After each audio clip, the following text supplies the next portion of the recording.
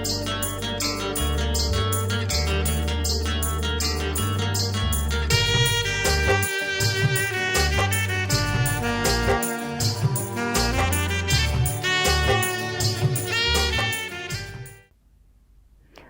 शांति। नमस्कार। कहते हैं सब्र का फल मीठा होता है। जिनमें सब्र यानी धैर्यता होती है उन्हें कर्मों का फल अति श्रेष्ठ प्राप्त हो जाता है। धैर्यता का गुण वो अति श्रेष्ठ गुण है जो इंसान को शिखर तक ले जाता है। न केवल सफलताओं के शिखर तक अपितु मनुष्यता के भी शिखर तक ले जाता है ये गुण। मनुष्यता का शिखर अर्थात देवत्व। तो धैर्यता का गुण इंसान को देवत्व की प्राप्ति कराने वाला गुण है। इतना श्रेष्ठ गुण है ये धैर्यता का गुण।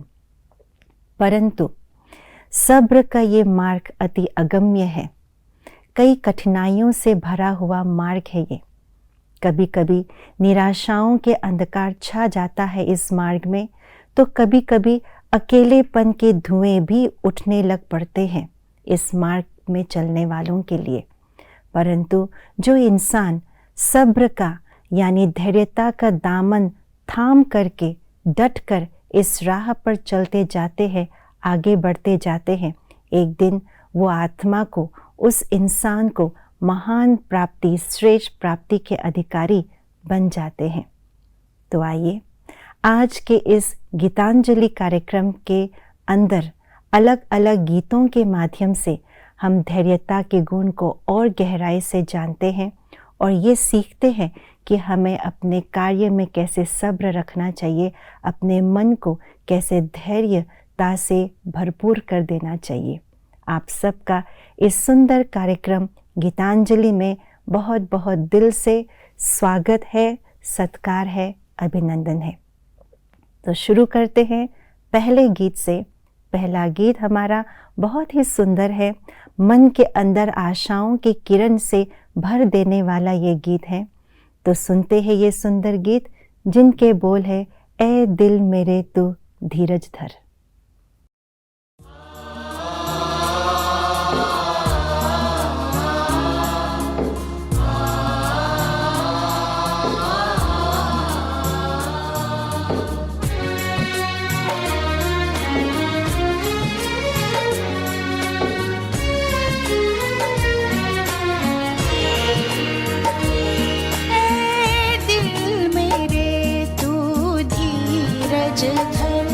अब वक्त सुनहरा आएगा, ऐ दिल मेरे तू धीरज धर।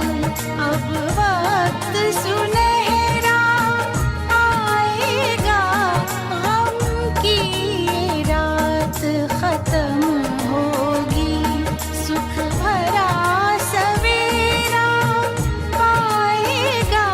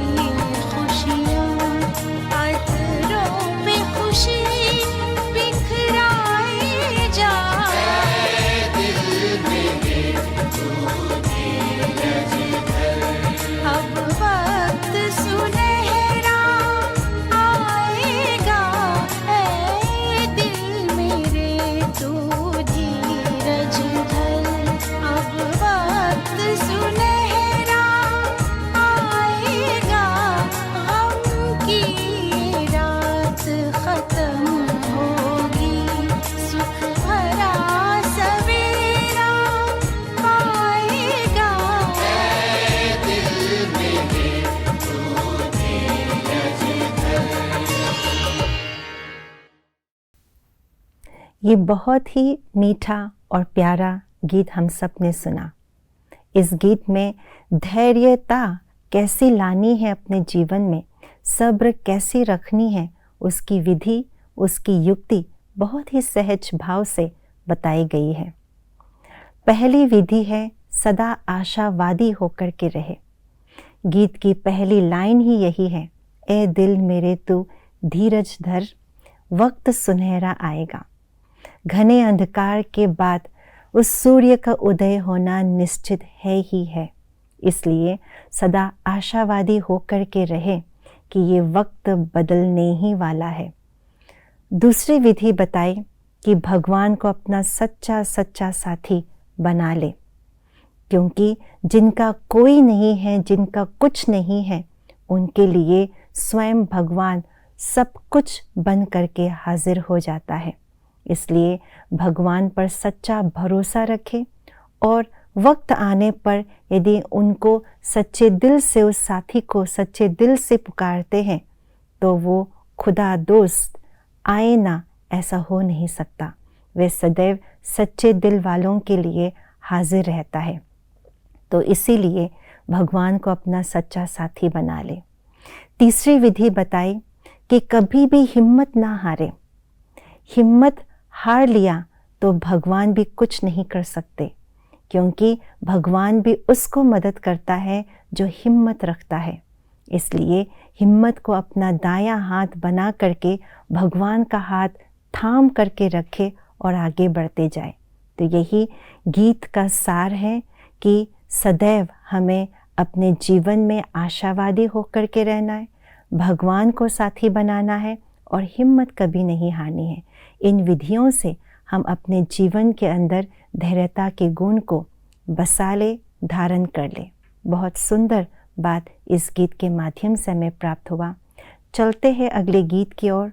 बहुत सुंदर ये भी गीत हमें सुनने को प्राप्त होगा, जिनके बोल है, धीरज धर मनवा धीरज धर।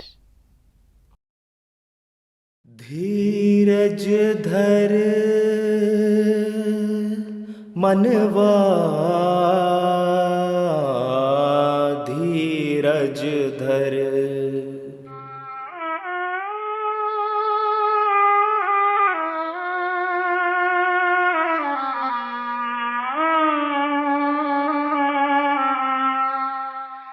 धीरज धर मनवा धीरज धर, तेरे सुख से भरे दिन आएंगे।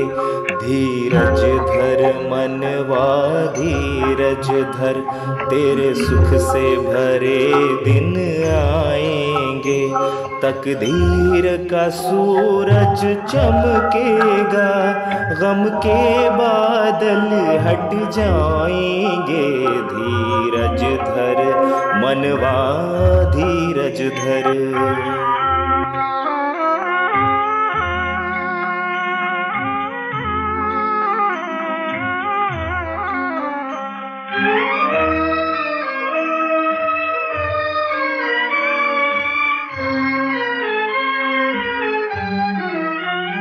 क्यों घूम रहे हो भंवरे से, क्यों घूम रहे हो भंवरे से, घबराए हुए भरमाए हुए। तेरी पतझड़ के पत्ते उड़ते, आंचल में बसंत छुपाए हुए। इन कांटों को, इन कांटों को चुन चुन रख ले, कलियों के चमन बन जाएंगे। धीरज धर मनवा धीरज धर।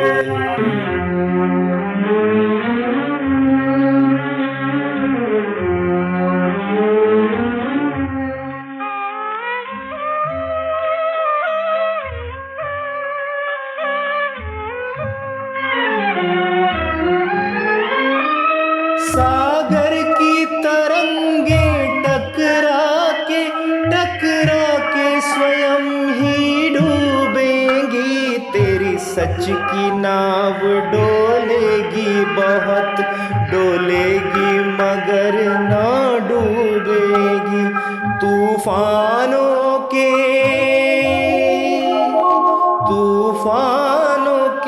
झोंके ही तेरी नैया को किनारे लगाएंगे।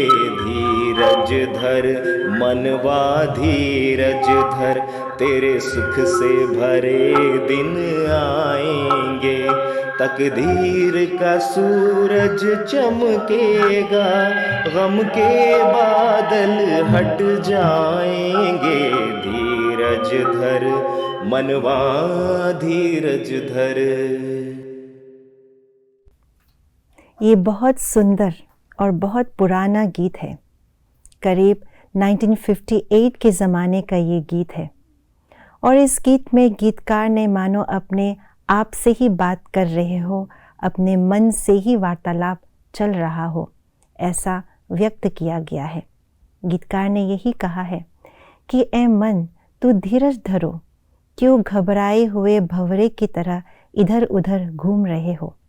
और दूसरी लाइन में यही कहा कि तेरे पतझर के पत्ते उड़े, आंचल में बसंत छिपाए हुए। इनके दो अर्थ निकलते हैं।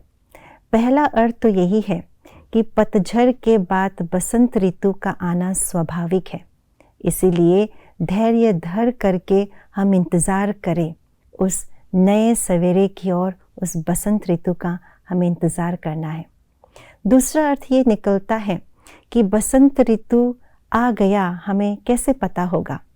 वास्तव में पेड़ के डाली डाली, पेड़ के शाखाओं से जब सुंदर सुंदर छोटे छोटे पत्ते, हरे हरे पत्ते निकल के आते हैं, तभी हमको पता पड़ता है कि अब बसंत ऋतु का आगमन हो चुका है।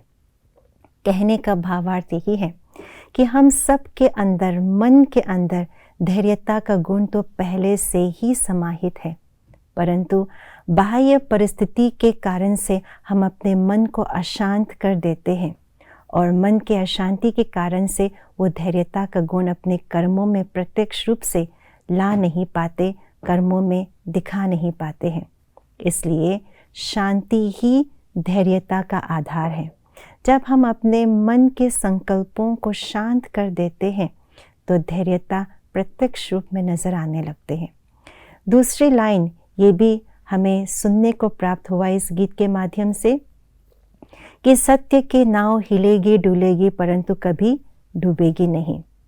अर्थात जिन्होंने अपने सत्य की पहचान कर लिया है, भगवान, सत्य भगवान को पहचान लिया है, वे अशांत परिस्थितियों में भी धैर्यता पूर्वक उस परिस्थिति का सामना कर पाते हैं और सफलता को प्राप्त कर पाते हैं। तो बहुत सुंदर गहरे रास इस गीत के माध्यम से प्राप्त हुआ कि शांति ही धैर्यता का आधार है और सत्यता ही शांति का आधार है। बहुत सुंदर। अब चलते हैं अंतिम गीत की ओर, जिनके बोल है बाबा अब तू मेरा सहारा।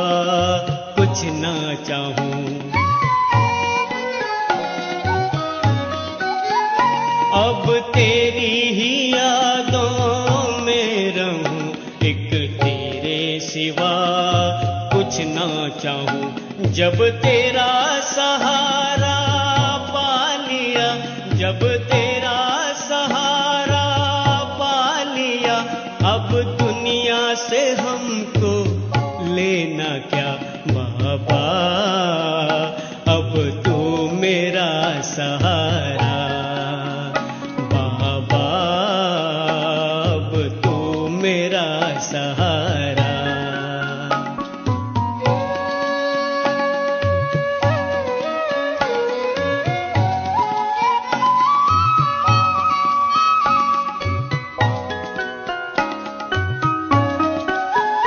तेरी यादों की बजती शहनाई, हर खुशी मेरे दिल में छाई। तेरी यादों की बजती शहनाई, हर खुशी मेरे दिल में छाई। एक तू मेरा और मैं तेरा, एक तू मेरा और मैं तेरा, बस यही नशा हमें भा गया बाबा, अब तू मेरा सहारा बाबा, अब तू मेरा सहारा।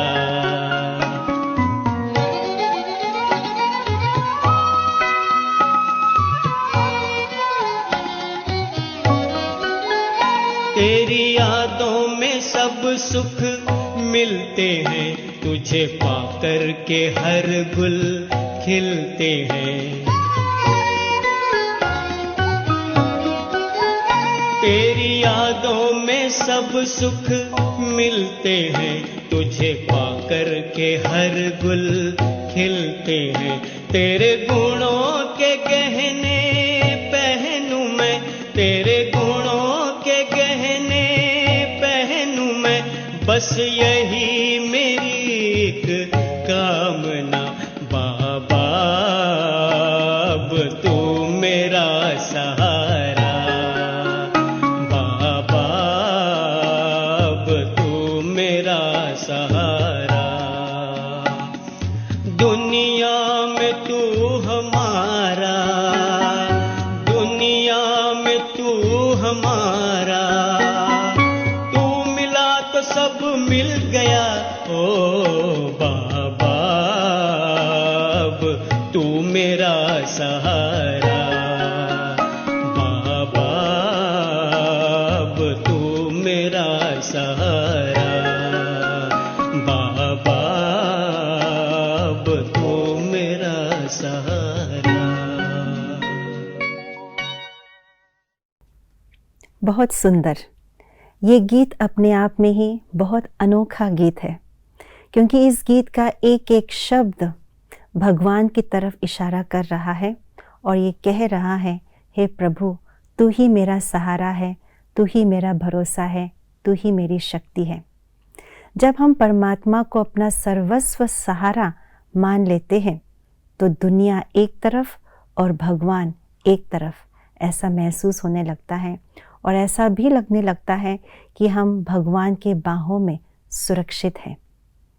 इसीलिए इस गीत में बहुत सुंदर संदेश समाहित है कि भगवान को अपना सर्वस्व सहारा मान लो, उनको अपना सच्चा साथी, सच्चा सहारा बना करके हम आगे बढ़ते चले।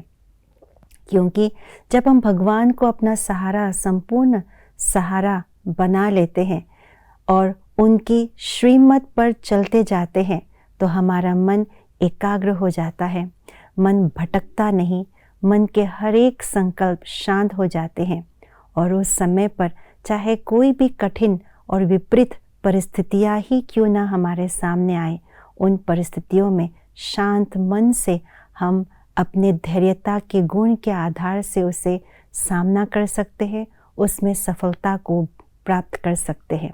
ये है भगवान को अपना सहारा बनाने का प्रत्यक्ष फल। क्यों? क्योंकि एक भगवान ही निराधार है, एक भगवान ही अविनाशी है, सत्य है, अचल है, अडोल है, स्थायी है। बाकी दुनिया की हर चीज़, इंसान, व्यक्ति, वैभव, कोई निराधार नहीं है, एक न एक दिन विनाश को प्राप्त होने वाला है। इसलिए कभी न कभी किसी न किसी स्थिति में हम देखने को मिलता है कि इंसान हलचल में आ जाते हैं। धन दौलत भी अचल नहीं है। अगर हमने उनको अपना आधार बना लिया तो हम भी अचल नहीं होंगे, हलचल में आ जाएंगे। इसलिए एक भगवान को अपना साथी और सहारा बना करके चले तो कभी भी अधैर्य नहीं होंगे, सब्र कभी नहीं खोएंगे। परंतु ये एक दिन की बात नहीं, ये बहुकाल की बात है। बहुकाल से जब हम परमात्मा को अपना साथी सहारा बना लेते हैं तो कभी हिम्मत नहीं हारेंगे। तो आइए सब मिल कर के आज इस बहुकाल की शुरुआत आज से और अभी से कर लेते हैं, भगवान को अपना सहारा और साथी बनाने का। तभी हम आगे बढ़ पाएंगे, धैर्यतापूर्वक कोई भी कठिन परिस्थितियों का सामना कर सकेंगे। इसी शुभ भावना और शुभ आश के साथ इजाज़त चाहते हैं। फिर अगला सप्ताह फिर मिलेंगे। तब तक के लिए धन्यवाद, शुक्रिया। ओम शांति।